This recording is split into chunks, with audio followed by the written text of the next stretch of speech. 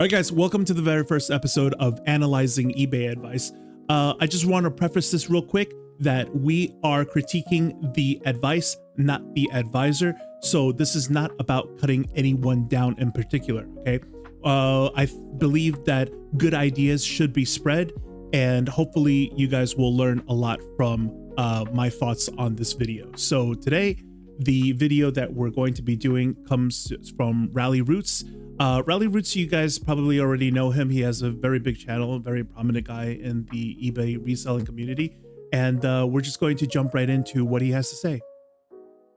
I'm not going to show you the exact item, but I will break down our costs and profit on these, and then I'll talk to you guys more about bulk buying and wholesale in this video. But first, a super fast on this wholesale buy. Adidas shoes times 100 pairs. Paid. What do we pay? 17? Yes, $17 each. Our selling price for them on eBay will be right at $40 each. So we paid $1,700 total, and we should gross right around $4,000 total on those shoes. Now let's break down the fees. Now it's working. I'll keep this up here. Paid $1,700, should gross $4,000. We sell them on eBay for $40 each. Our fees should be $4 in eBay fees, about $1.20 in PayPal fees, and these things are light enough that they should ship first class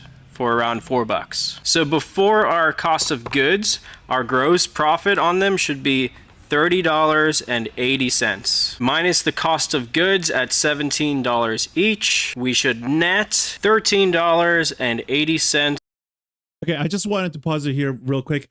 Anybody out there do sneakers? Do you feel as if $17 for a pair of sneakers and then selling them at $40 is a good deal? If so, please comment below, because I don't personally do sneakers, so I don't know. I'm just going to go by whatever numbers that he's personally using right now as his example, and we'll just work with that. A pair for a grand total of $1,380 net profit on those shoes. Now obviously it's important to remember, guys, that we do have to pay Cali to list the shoes. We do have to pay taxes on that money as well, and we have overhead, we have a warehouse and other stuff. But to spend $1,700 wholesale to turn it into $1,380 profit, it's around an 80% net gain. So even if after all of our expenses we only net 50% on it, pretty good deal there. And the nice thing about this kind of a deal is it's only 2 listings. So we're listing 100 items, but we're only listing 2 listings because there's only 2 different colors. So there's a bunch of sizes, but the way that we can list them on eBay is 2 listings. We could list them all as 1 listing, but we're going to do 2. 1 listing will be the black color with all the sizes, and then the other listing will be the blue color with all the sizes as well. And then the only other question is, how long will it take to sell all of these shoes? And the answer to that is, I'm not entirely sure. If we sell 1 pair a day, it'll take what, 4 months to sell them all, or a little over 3 months, but you guys get the idea. It will take us at least 3 to 4 months probably to sell these, unless we're selling multiples a day. We could sell multiples a day if we price them right, but on the conservative side, I would say it's going to take us about 4 months to clear out all of this inventory and get that money back. But the nice thing about buying this way is once our $1,700 investment is recouped, everything else is basically just pure profit. We're going to get into quite a few issues that I had with this video. Okay, so let's start from the beginning. The profit terminology and the way he's presenting it is what I have an issue with first. All right.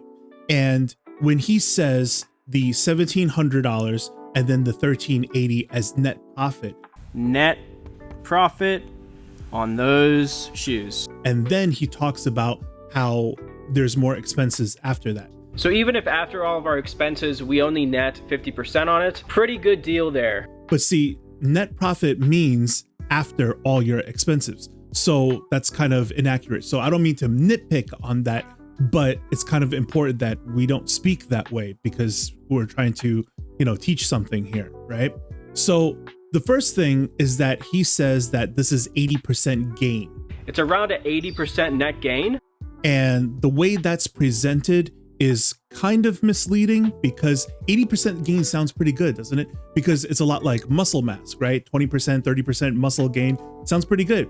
But when you talk in terms of business, when you're, discussing something like this, you should be saying 80 cents on the dollar. That's what you're actually making, right? Because that's what's actually happening.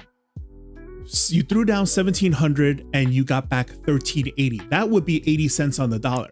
But what makes this not quite accurate is that he then adds that, okay, well, we have business overheads, we have to pay people, we have taxes, so we're actually doing 50% profit. Okay. Now, this is even more misleading because when you did your little whiteboard thing, it said $1,700 and then $1,380, like big numbers flashing before your eyes. So if you're not paying attention, you'll just gloss over the fact that his actual profit is $850. It's $500.30 less than what he initially wrote and claimed to be 80% gain. There's no 80% gain. There is at best, in his words, a 50% gain, which is more, to be more clear, you're making 50 cents on the dollar. Now that doesn't sound as appealing anymore once you're more transparent with the way you present the whole topic, right? Okay, so the next thing is, how long is it going to take him to flip all of this stuff? One pair a day, it'll take what, 4 months to sell them all? Or a little over 3 months, but you guys get the idea. And he says he's not sure, but probably about 3 to 4 months. Okay. So the question is, how did you know it was going to be 3 to 4 months? Unless this is not your first rodeo, correct? So you kind of knew, right? Now, if you take 100 items, right, a quantity of 100, and you need 3 months to flip it, then you're selling just slightly over 1 unit a day. If you are doing 4 months, then you are slightly under 1 unit every single day. Okay, so let's say you need the 4 months. You divide the 4 into 100, that would be 25 pairs of sneakers every single month, 30 days. So you knew, and you're going to buy this inventory anyways, knowing very well you could barely sell a single pair a day? That's kind of weird. And the markup of this thing, like the profit of this thing, is only 50 cents on the dollar. Okay. Third thing is that he says, if we price it right, we could sell multiples a day if we price them right. Then we could probably move multiple ones every single day. Okay, so now you got to go back to what this means, right? Because we all know that pricing it right would be code for marking it down even further. So if you mark it down even further, you're making even less than $8.50. Now we're making less than 50 cents on the dollar. Did you guys catch this? Because I asked you guys to pause the video, and now I'm breaking this down for you because now you're seeing the real big picture of this kind of advice that's circulating out there. And I promise you, all the comments on this video, there's hundreds of comments, and it's all high praise. Okay, so once our $1,700 investment is recouped, everything else is basically just pure profit. The last thing that he says is, after we recoup the initial $1,700, everything else is profit. Okay, that's absolutely true, right? And in business, this is called front loading the cost, right?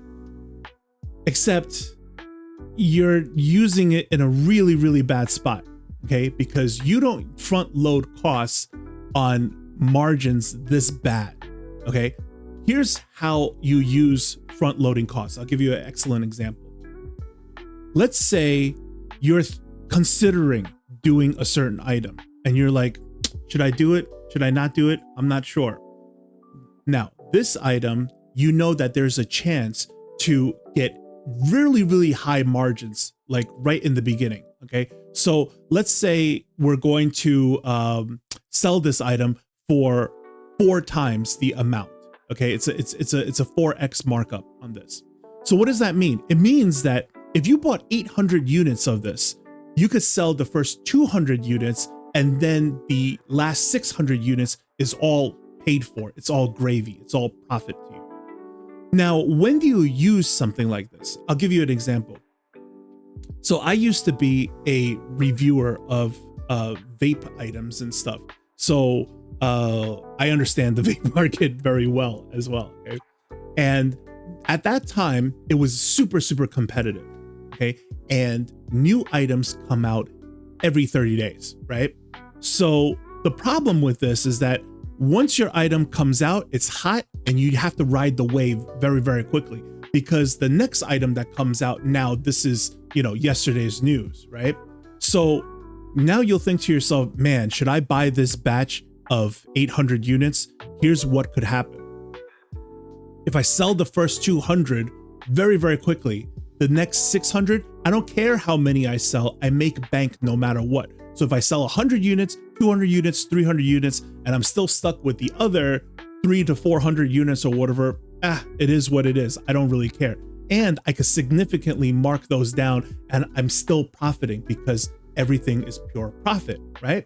So that's how front loading the cost as a strategy is supposed to work.